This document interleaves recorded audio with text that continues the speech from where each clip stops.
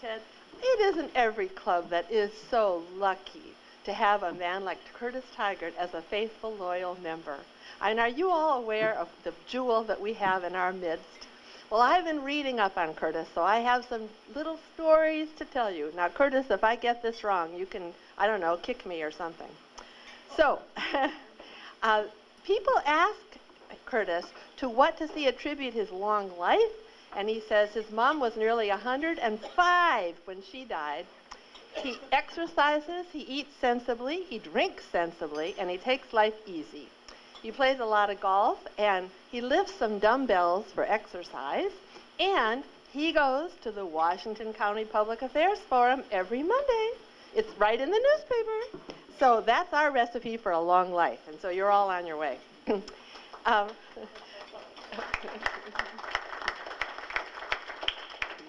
Curtis is the grandson of Wilson Tigard, who was the founder of Tigardville in 1852. Curtis was born on this very day, April 13th, 1909, and he grew up on Fonner Street in Tigard. The stories he tells are little gems of history. He delivered the old Oregon Journal on horseback, and he's still here to get the news, right? He would pick up the papers at the train station, which is where the Tigard Chamber office is now. And you know, that's where the new West Station is. What goes around comes around.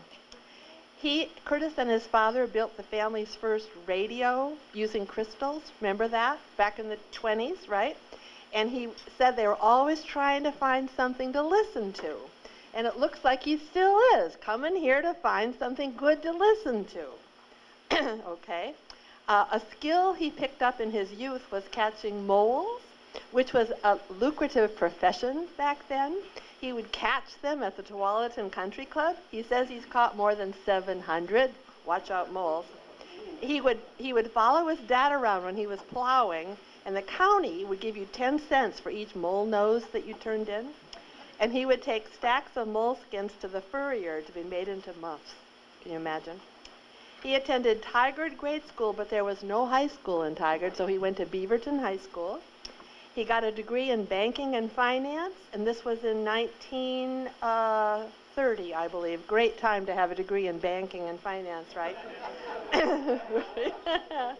It took him 5 years to get a good job, and that was with U.S. Bank, and it was such a good job and such a good fit, he stayed with them for his whole 34-year career.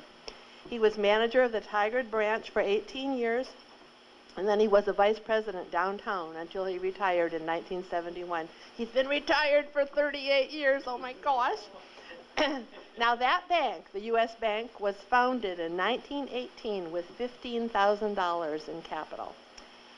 And I was very impressed when I learned that that bank in Curtis held the deeds for Japanese families who were interned during the war, and he returned them to the families when the war was over. And Curtis said these Japanese families were good customers and good people.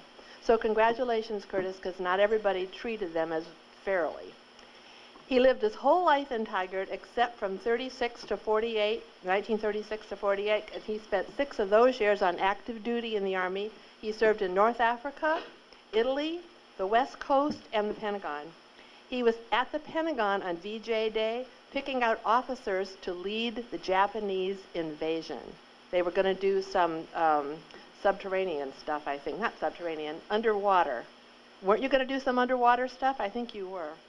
But luckily, VJ Day came along. And he and his first wife had a son, David, who has 2 sons.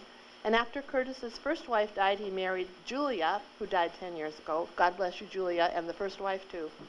They spent winters in Scottsdale, Arizona for 15 years and traveled extensively around the world, including one 48-day trip on a tramp freighter.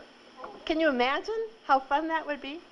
And the Mary Feller of the Historical Society, and I will conclude with this, Curtis is a great inspiration with his wonderful joie de vivre, energy, kindness, and accomplishments.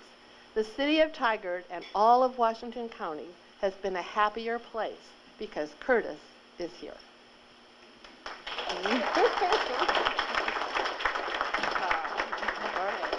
So now the Beaverton Bakery has donated this cake, and it's a thing of beauty.